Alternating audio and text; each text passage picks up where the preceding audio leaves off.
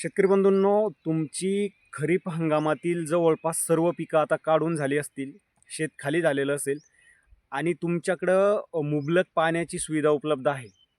मग जानेवारी महिन्यामध्ये तुम्ही काही पिकं लागवड करण्याचा विचार करत असाल, तर नेमकी जानेवारी महिन्यामध्ये कोणत्या पिकांची लागवड करायला पाहिजे, जेणेकरून कमी कालावधीमध्ये आणि कमी खर्चामध्ये त्या पिकातून तुम्हाला चांगला प्रॉफिट मिळेल.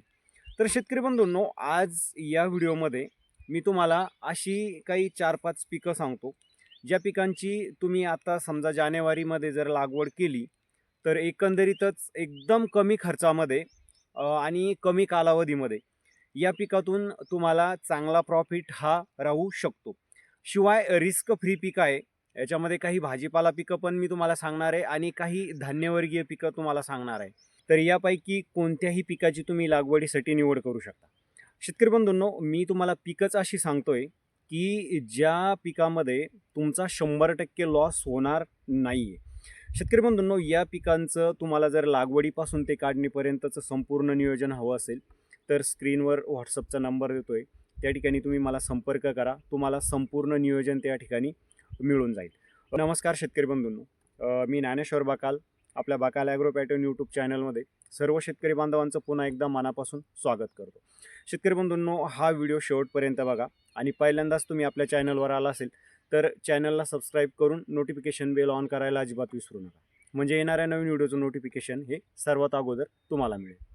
चला तर शेतकरी बंधूंनो, जाणून घेऊया जानेवारी महिन्यामध्ये लागवड केल्या जाणाऱ्या कमी खर्चामध्ये आणि कमी कालावधीमध्ये चांगलं उत्पादन देणाऱ्या पिकांची माहिती.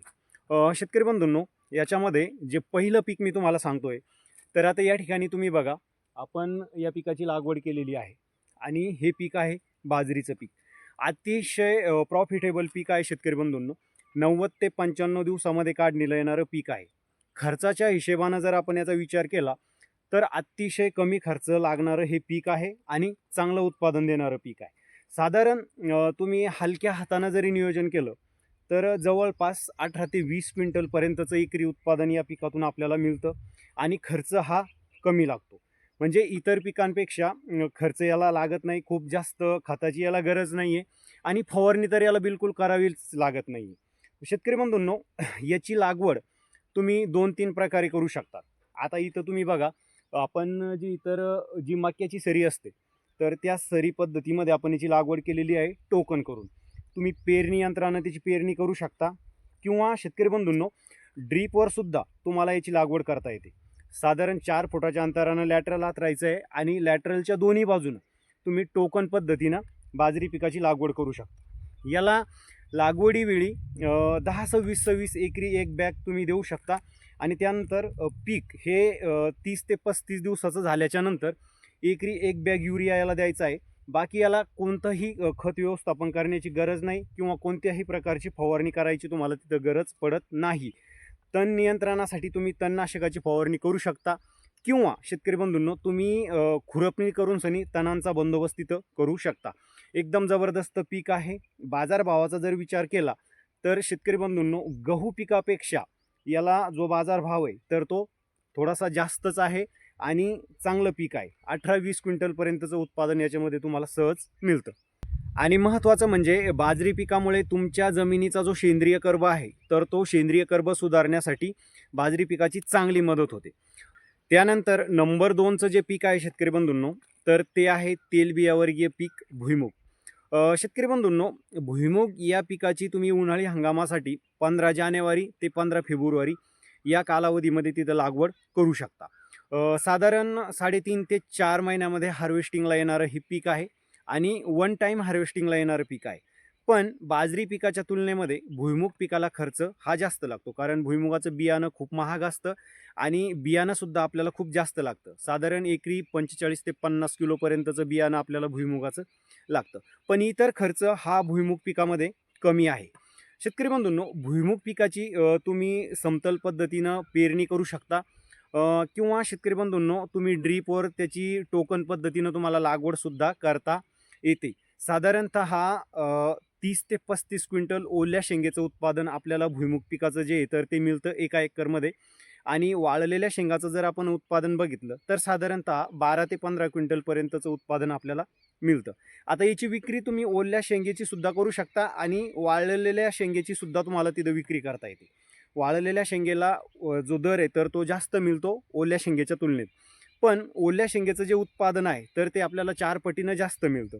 त्यामुळे आपल्याला दर जरी कमी मिळाला तरी ओल्या शेंगेची विक्री करणं हे फायद्याचं ठरतं. लागवडीवेळी शेतकरी बंधूंनो 10-26-26 किंवा 12-32-16 एकरी 1 बॅग आणि 5 किलो सल्फर आणि 10 किलो मिक्स मायक्रोन्यूट्रिएंट असा भेसळ डोस तुम्ही भुईमुग पिकाला देऊ शकता.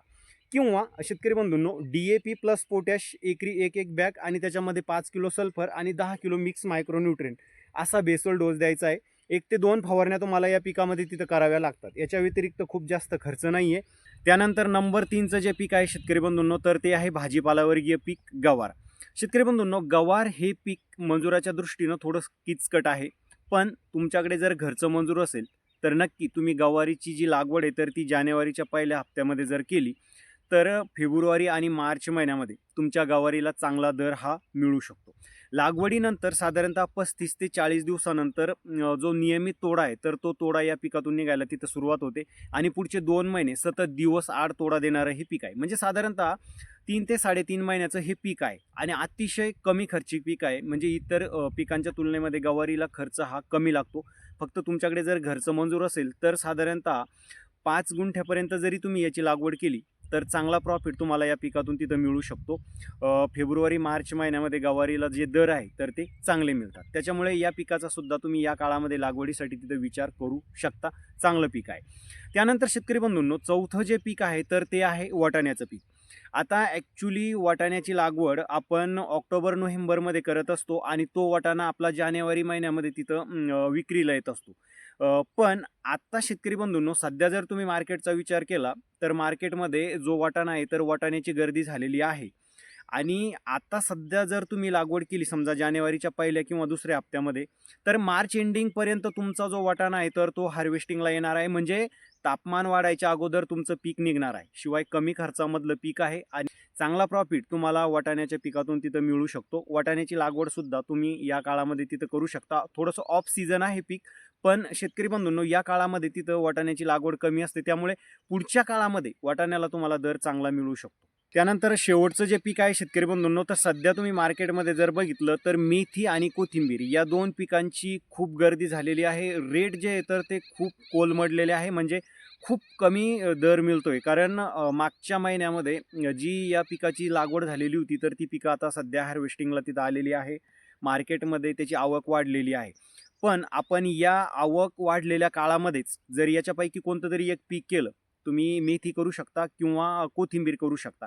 साधारणतः महिना ते 1.5 महिन्यामध्ये शेतकरी बंधूंनो या पिकातून चांगला प्रॉफिट तुम्हाला मिळू शकतो. कारण आता जी गर्दी वाढलेली आहे या पिकांची तर ती कमी होत येईपर्यंत तुमचं जे पीक आहे तर ते मार्केटमध्ये येणार आहे.